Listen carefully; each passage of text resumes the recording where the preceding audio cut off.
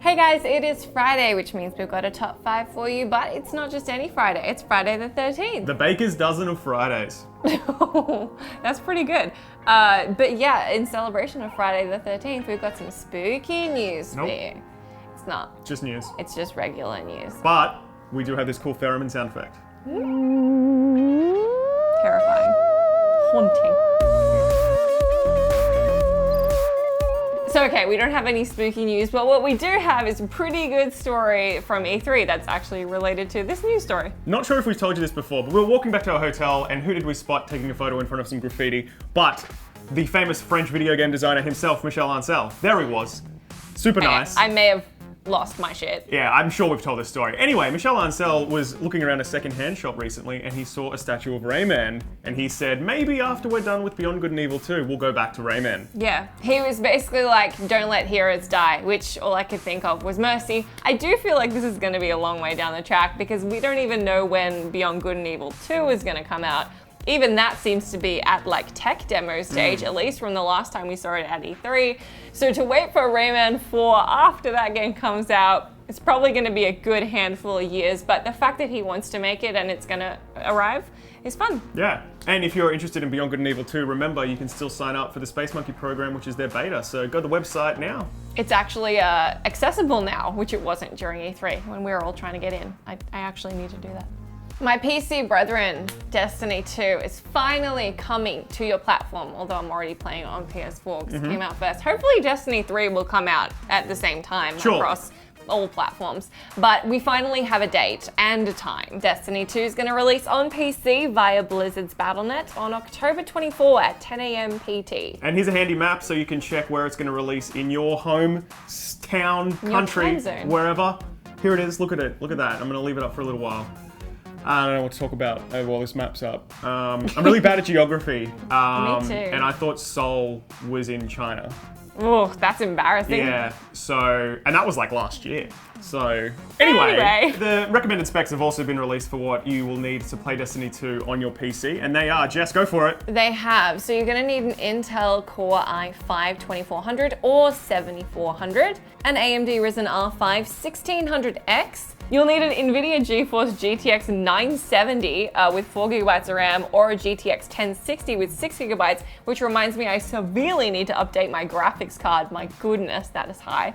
You can also go for an AMD R9 390. On top of all that, you'll need 8 gigabytes of RAM and 68 gigabytes of HDD space. So those are some fairly mighty specs, but that is recommended settings, not the minimum settings. So for a game like Destiny, you can assume it's been adjusted pretty well for low-end PCs as well. So if you want to check out what the minimum specs are, be sure to go to our story on site.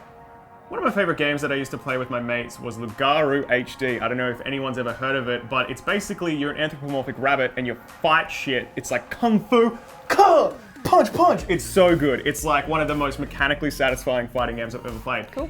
The developer, Wolfire Games, has announced that the spiritual successor to that game, Overgrowth, is leaving early access next week. Great. So that's pretty exciting. On the 16th of October, Overgrowth will be out of early access, and in that, you again play as a rabbit or sometimes a cat, other anthropomorphic creatures, and you just fight stuff. And you punch it, you kick it. This game's been in development for many years, right? Since 2008. Damn. And it's been going through alphas and betas, but now it looks like it's pretty much done, and I'm very excited to get in there and have a good old play around. Oh my goodness, the internet is blowing up on loot boxes. This past week and the week before, it's been the top of everything. Top of GAF, top of Reddit.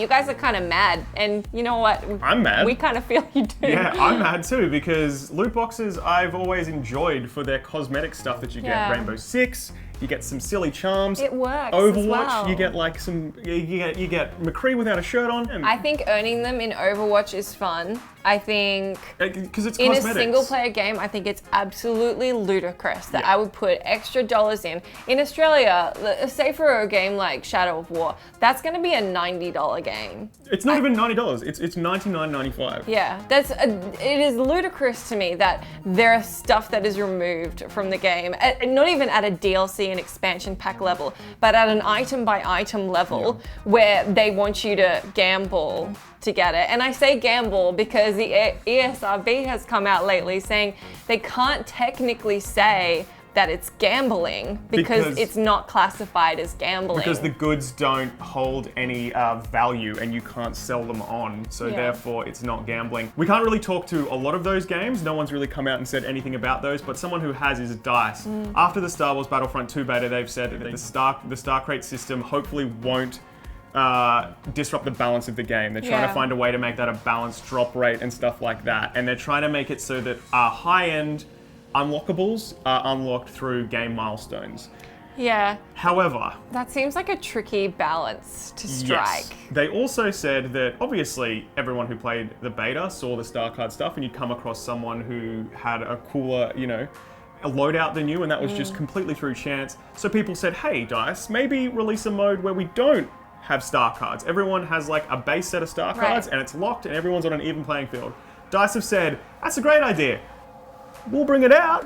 But at the moment, it's still a really big issue. Yeah. I really genuinely, like, it makes me feel old, but I miss the days where you just paid for a game and it was your game and there was no dumb platforms you had to go through to access them. There was no, like, you might get a expansion. Like Heroes of Might and Magic would have an expansion and that would be huge and that would be a really big deal. You could download maps for free if you wanted to. But all this, like, it's nickel and diming is what it is. It's nickel and diming for tiny little things, and I don't like what it's doing to the industry either. I'm also getting upset with the term microtransaction because they're not microtransactions at all. For something like a loot box in Australia, that's $2.95 for one loot box. That's not a microtransaction. Yeah. I wouldn't call me going to buy a coffee in the morning a microtransaction. That's like a luxury. That's a luxury item. And I feel like we can expect that to get worse. But that's just what we think. Let us know what you think down in that comment section. The last game I can remember cheating in was Grand Theft Auto San Andreas, and that was because I wanted to get the jetpack earlier. I have learned not to cheat in The Sims because I quite like my rags to riches stories, but that is a game where I would traditionally cheat. Single player, though. So. However, cheating is rampant in the online world, as I'm sure you all know.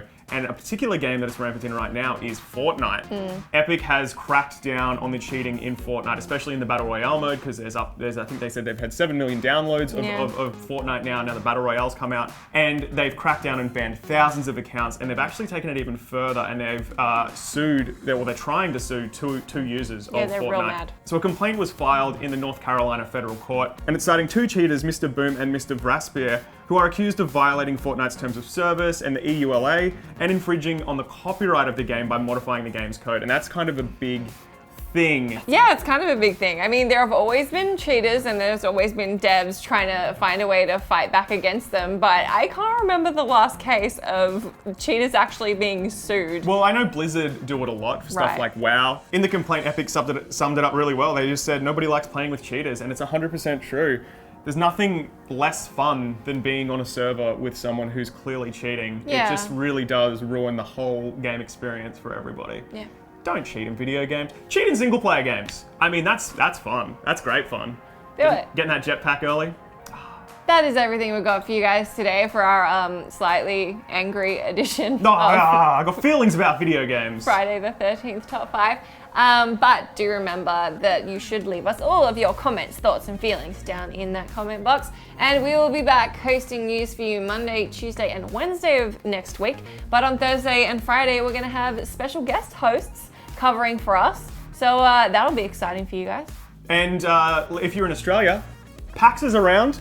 Make sure you come to PAX. There's going to be a GameSpot theatre this year again. We're going to be there. Panels, walking around, probably taking photos of you in costumes. It's not creepy. I work for a website. I won't have a mustache this time. I think we're going to wrap it up there. We'll see you guys next week. Spooky news, but what we do have is a pretty good story from E3. We do. We were on the streets of Los Angeles, walking back to our hotel. Who do we spot across the road, taking a photo in front of some group? Let me start this whole segment again.